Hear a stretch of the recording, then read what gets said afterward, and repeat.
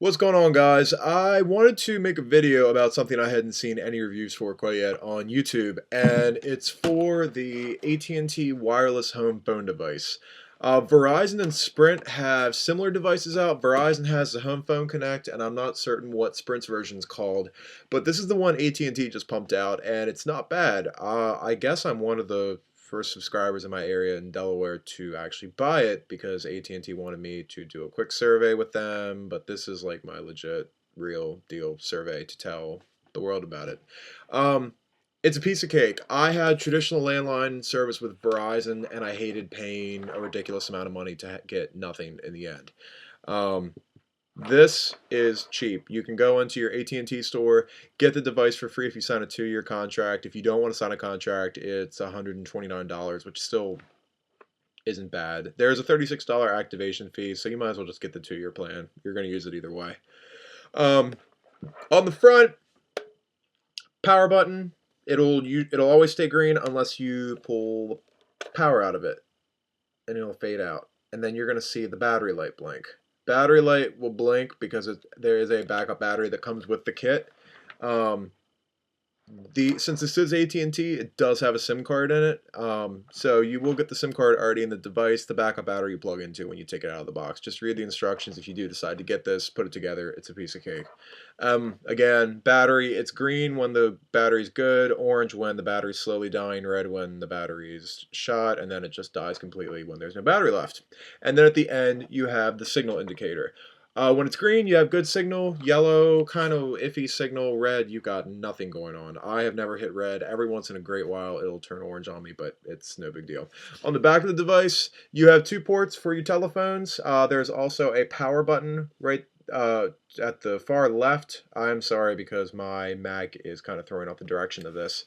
And then you have a USB port for software updates, which I don't think you should ever need to require. Power jacks right here, and the external antennas here. So pretty much the science of this is it's a cell phone. All this is a cell phone. It pulls off the signal off your local AT&T tower. So if you don't have AT&T service, you might want to check out to see if you get decent signal. I have my cell phone through them. I never had any problems with it. Maybe one time the tower went down, but that's it. I've had Verizon's landline service crap out repeatedly, so this was nothing. Um, the plans for it, $9.99 to share whatever minutes you have with AT&T if you don't have an unlimited plan through them. If you've got unlimited minutes on your cell phone, you can't do like the family option to like pay $9.99 more. With this, I have 2 phone lines plus this, so 3 total, 550 minutes of peak time, and then unlimited nights, weekends, and mobile to mobile. So it's really not bad. $10, $12 a month to have a device. It gives you caller ID, call waiting, 3-way calling, voicemail, the whole shebang. You can't you can't beat it. It's really affordable. Um, so, downsides to it. There really isn't anything that affects me, but for some people, things that will be bad for it. You can't use a fax machine with it. It's not possible. You could try, but it won't go through. Home security systems are not compatible with it either. And E911 is in use. So if you have an emergency, you have to tell 911 where you are. Final note, when you make calls, it's really not hard at all. If you already have a current landline service and you're going to port your number over, it usually takes about 5 to 10 business days to do it. Well, not 5 to 10 business days, like 5 to 10 days. Mine was switched in 6 days, and I didn't find out until my phone just stopped ringing one day, or my traditional land phone. And then I went out to my phone box and pulled the cords out on it, so I had 0 service on the wires in my house. And all you got to do if you want all your phones that are plugged into the walls to work is take a cord, plug it into this box, which it is done right here, plug it in your wall, and bam, you have signal. Don't take my word for it. You might want to look up some forums on Google just to have a step-by-step guide through. But if you're kind of tech savvy, you can figure it out. I have 2 kitchen phone or 2 wall phones, and I have 2 wall phones and a corded phone, and then a base set of 3 of these all plugged in, and it works fine. And when you turn it on,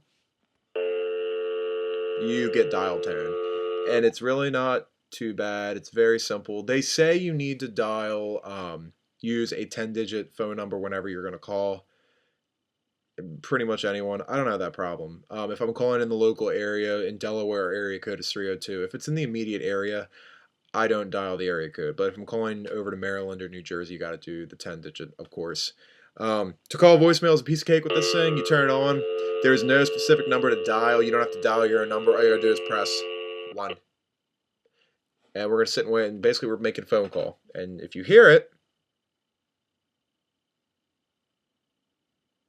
menu. To listen to your messages, there's your voicemail. 1. To send a message, press 2. To check with personal, you have 3 saved messages. Main menu. And it uses AT&T's wireless voicemail service. To send a message. And that's that. And then if you need to call, and then like let's do a practice call. Say I want to call my cell phone. So I'm only going to do the 7-digit number for it. So I just dialed it, and then here's my iPhone. It'll ring, and then it connects. And they work out. They work out fine. The only qualm I've noticed with the wireless home phone is the power is a lot weaker on it. If I was to make a call from my cell phone to my house phone, usually if you call a land phone, it'll ring for a certain amount of time. I actually won't do it with this one, but your ringer may not go on as long. It's just got to be like a weird qualm you get used to. Other than that, it's no big deal. The only other strange thing you'll notice with it, the caller ID only displays the number. That is a cellular network thing. That is across all cell networks.